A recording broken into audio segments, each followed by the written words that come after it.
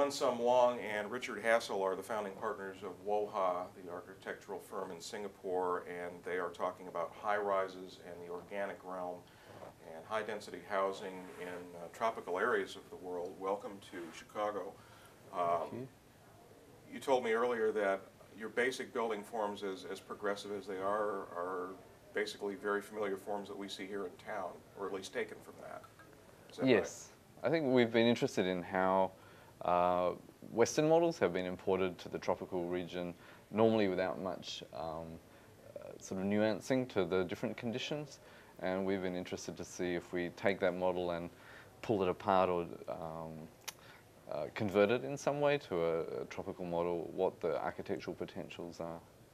I think the main difference is that with the temperate model, it is really a very solid plan, a donut plan with a core in the middle, and that doesn't really allow much cross ventilation if it's for residential use.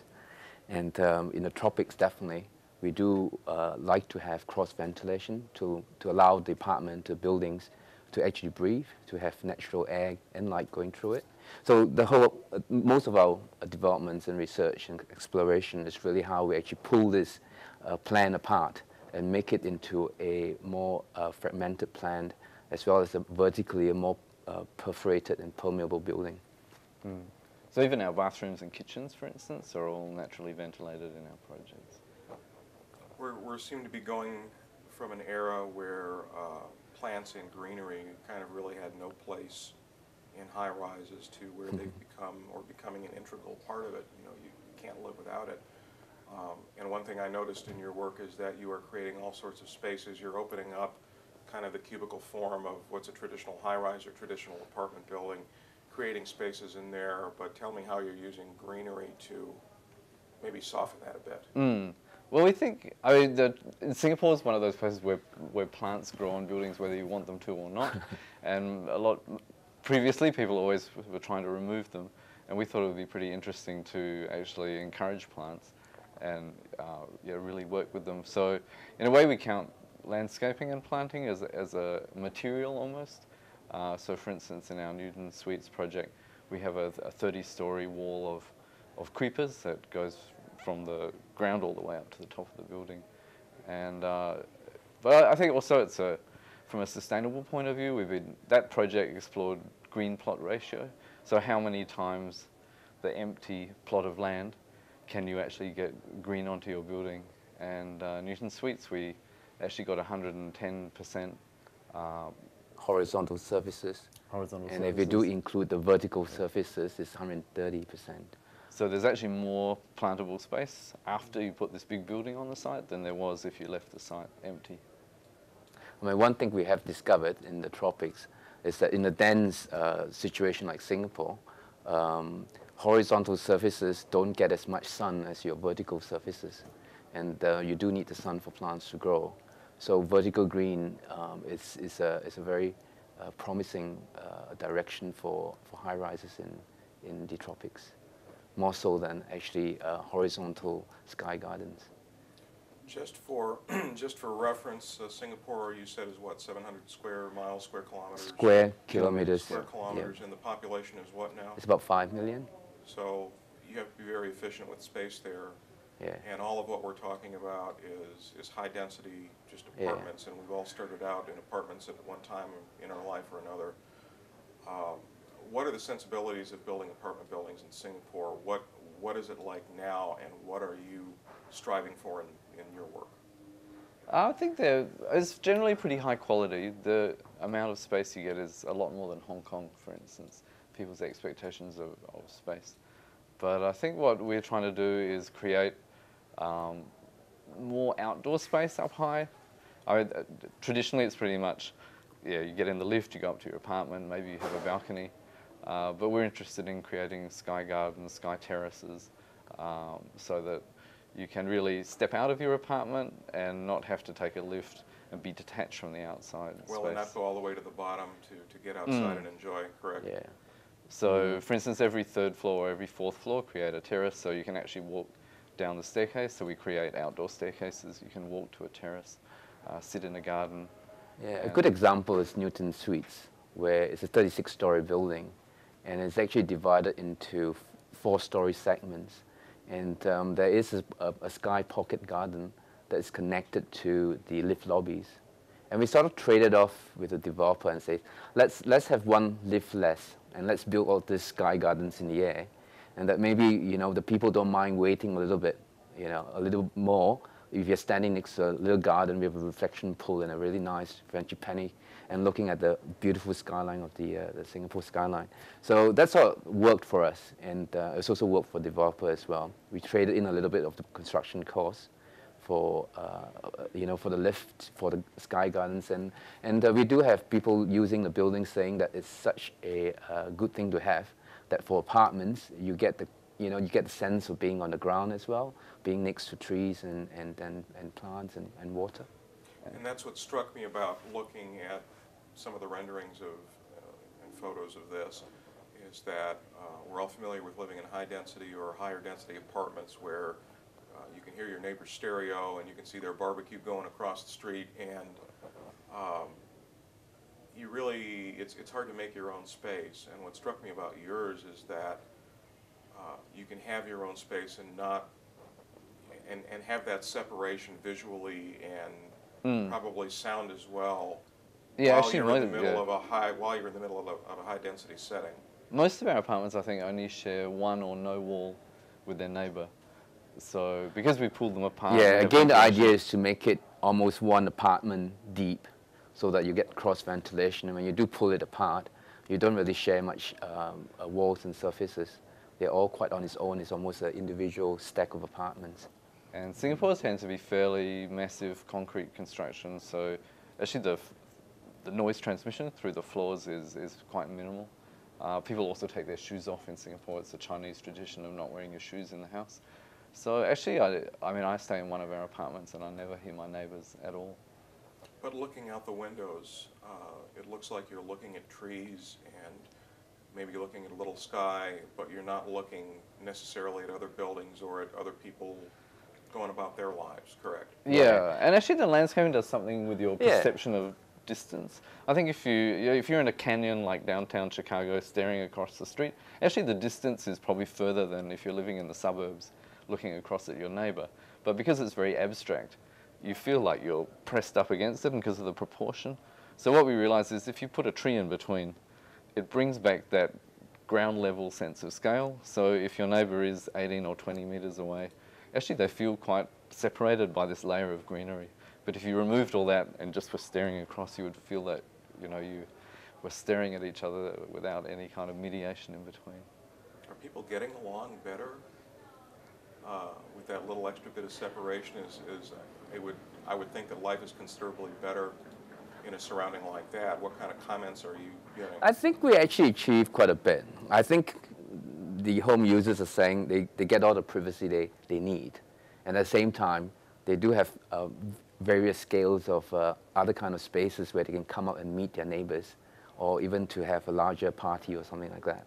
So it does give them quite a multi-dimensional quality of use for the spaces. We did have somebody complaining they had caterpillars in their bathroom. And bees, yes. and that was the best sign that the vertical green actually works. You do have insects and birds all the way up, 36 stories up in the sky. Yeah. Is there a kind of an ideal level, height level, for the number of stories that you like to design for it? At what point does it start becoming not the optimal situation?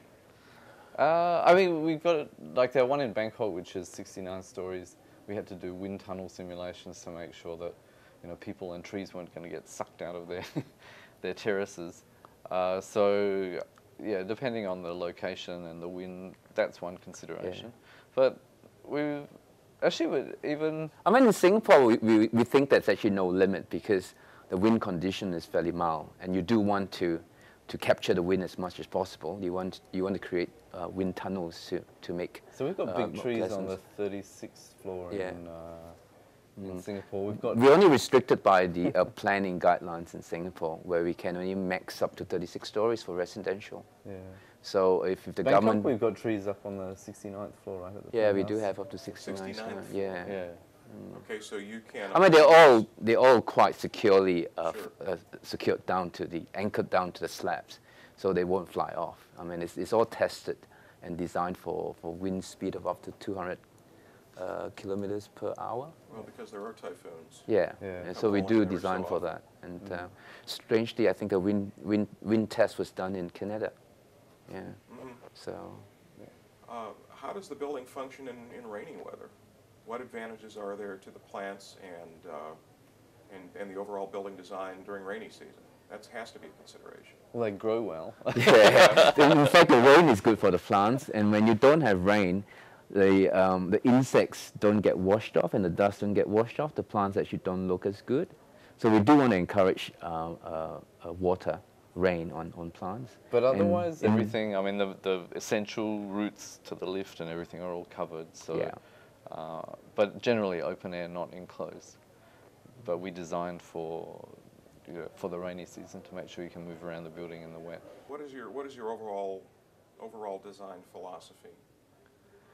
Oh, that's a hard one. I mean, who's your audience? Because I look at a lot of architectural plans and it's like, gee, this is really nice. I wonder who's going to live in it. And this is really aimed at, my impression is the ordinary Yeah. person, which is nice because you've got a lot of sustainable features that I would sure love to have with the steel and glass and concrete if I built a new house here. Yeah. It's nice to see that. So who is your consumer? Well, I mean, none of our buildings have been trophy buildings. They've all been commercial property developers approaching us because they want to have a bit of an edge in the market. So, I mean, whatever we've done, there's been a team of residential development managers behind and marketing managers and things who have made sure that what we're providing is what the market wants. So they're pretty ordinary families. I think you just want a nice place to live.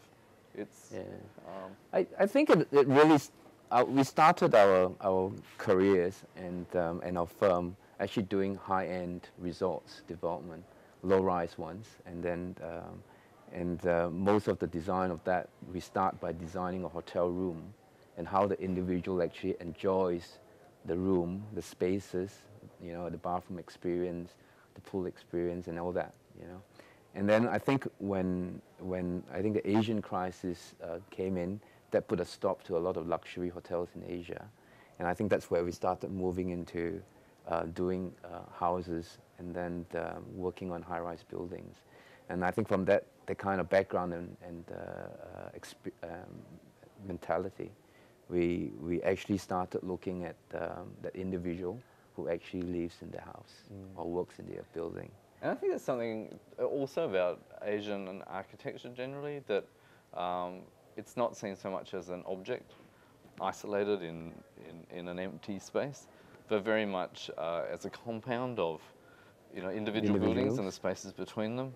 So in a way, our high-rise, if you took that sort of compound attitude to making a home and stack them up, you would get these in-between spaces. And that in-between space is important because I was going to ask you if there were any particular difficulties in taking a kind of a Western building block form that you said has the central core and everything built around it and repurposing it for what you needed to do. Were there any particular difficulties that you ran into doing that, or was it just an easy matter of picking it apart and rearranging it? I guess we came at it from two directions really. One was this traditional compound model, and the other one is the high-rise technological model of having to solve structure and things. And it's all our projects have been a negotiation between the two models. I don't think any of it's difficult. Some of it definitely is more expensive, but again, I think in Singapore, the construction cost is not as huge a factor because land is so expensive. So typically a development, the construction cost is only 30% of development. Go ahead and explain the monsoon window. What is that? Is this your invention? Well, it's not exactly an invention. It's something that the Dayak tribes people in Borneo have in their longhouses. And we actually had both for some reason. Me and Australia, Mun Summ in Singapore had heard about it in architecture school. I mean, there's a lot of vernacular devices like this that allow the wind to come into the buildings.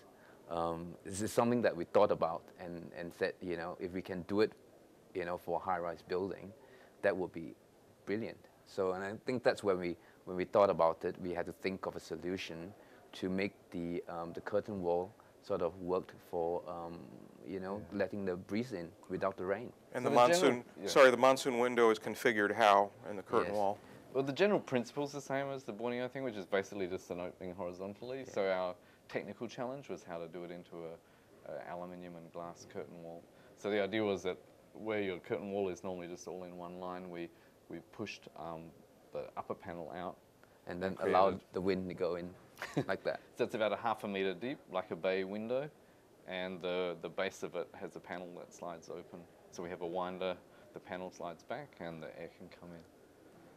And actually that one we thought it was a fairly like simple thing, but we ended up winning the Aga Khan Award for it because I think they were quite excited to see how tradition can be reinterpreted into something contemporary and still have relevance and meaning in a modern city.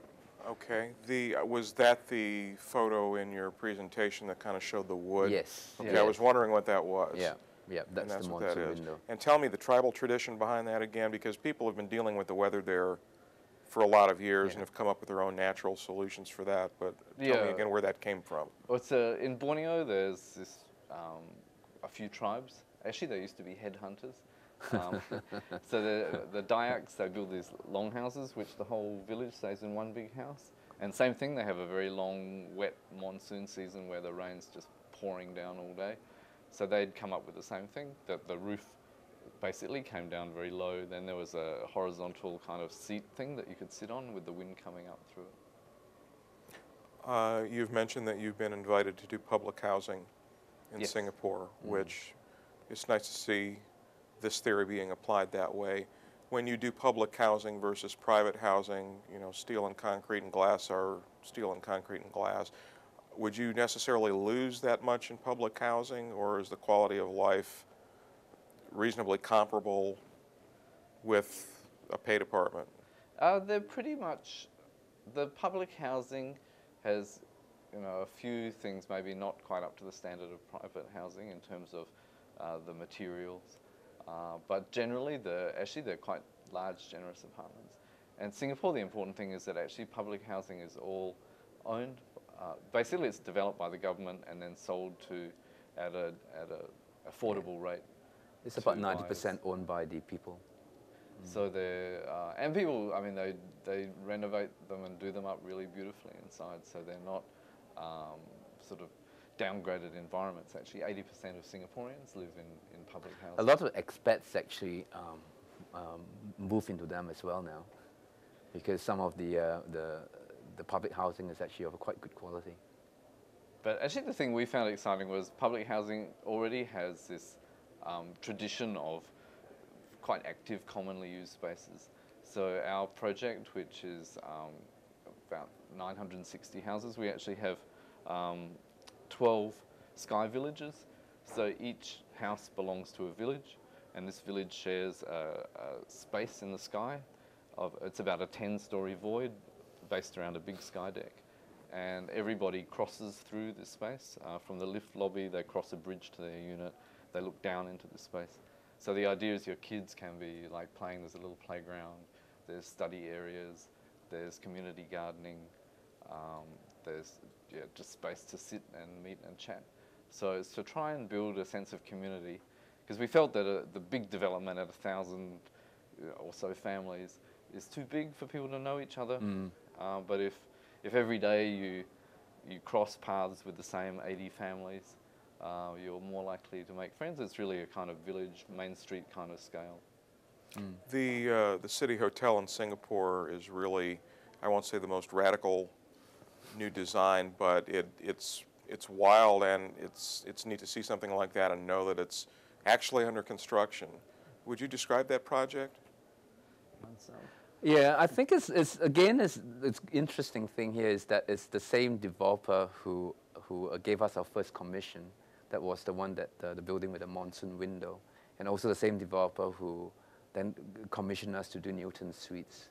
So they knew that we are capable of doing something that's radically different for them, and yet still able to handle the budget for them as well. So when they won the tender for the site, they actually got us to design a hotel for them. And the brief was quite simple. It's just to make the hotel, different from any other hotels in Singapore.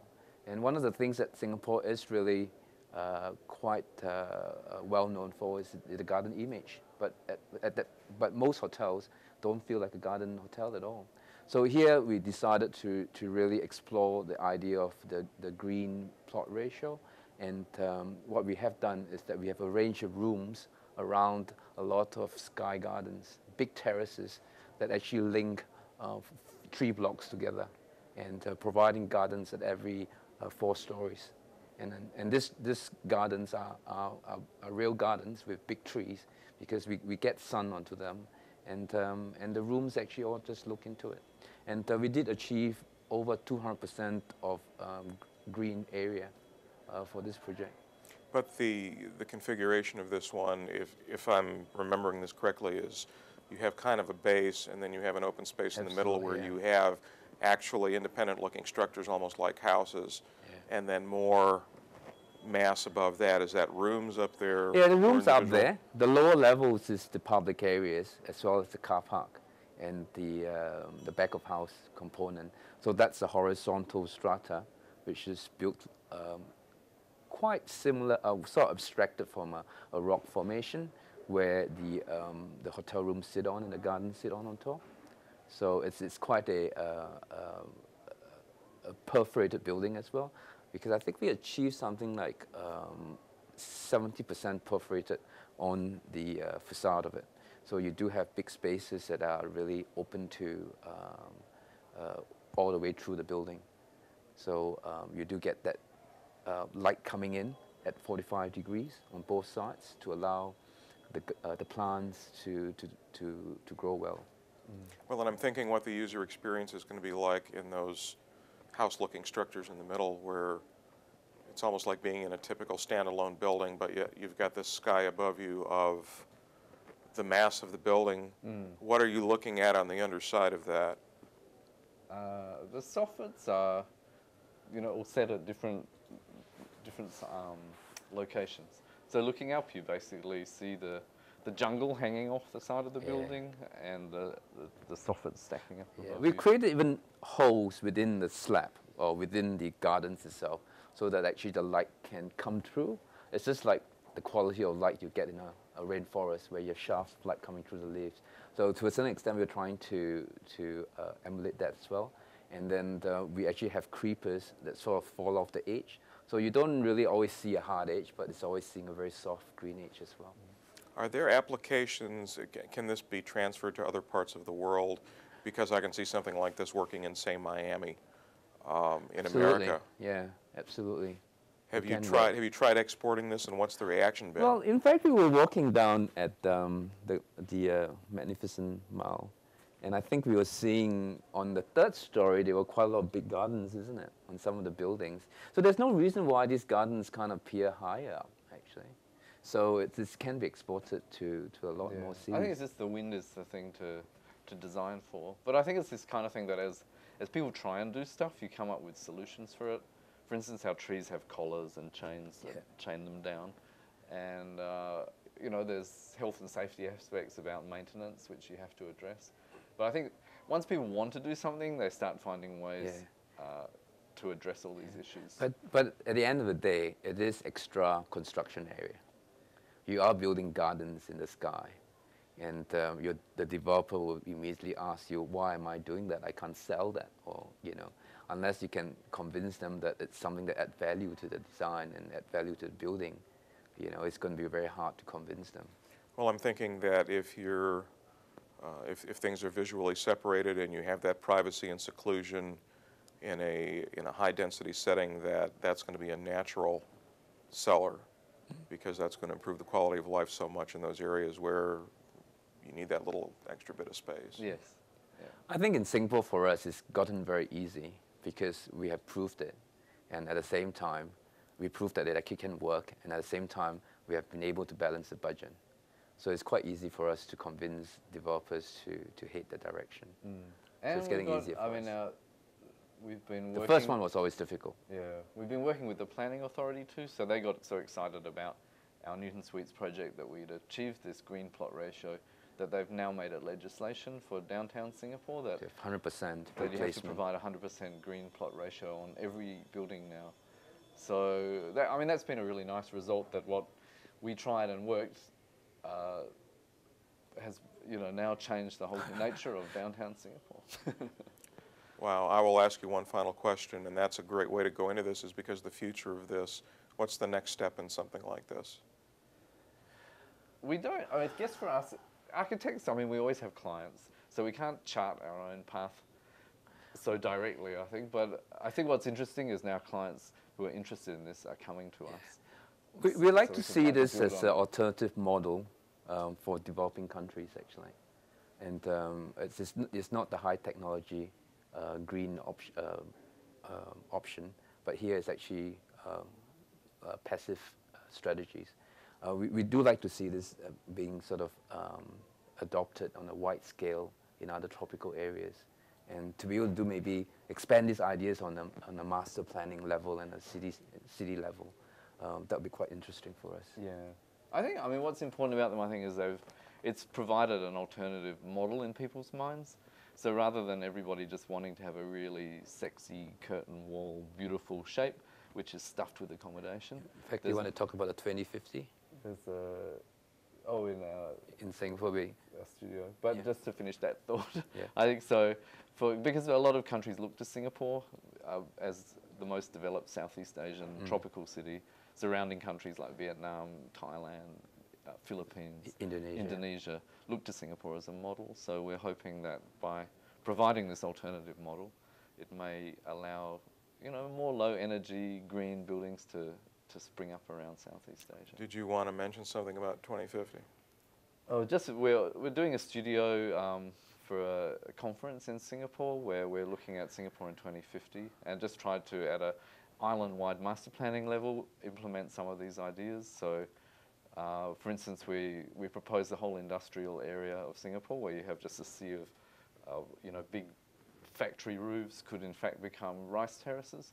We're looking at trying to make Singapore shrink to its footprint, which is really tricky for a city of 5 million people on only 700 square kilometres. And so mixing up all these things, doing housing that's on top of infrastructure like tidal power harvesting housing and yeah, rice growing factories, all kinds of things like this. So combining things that have been separated since, you know, the modern movement, I think, where everything was separated to its function, putting things together and seeing what happens. Thank you so much for coming by, and this is wonderful technology, and good luck with it because it's so improving the quality of life. Mun Summ Wong and Richard Hassell are the founding partners of WOHA in Singapore here at the Council of Tall Buildings and Urban Habitat 2009 conference in Chicago.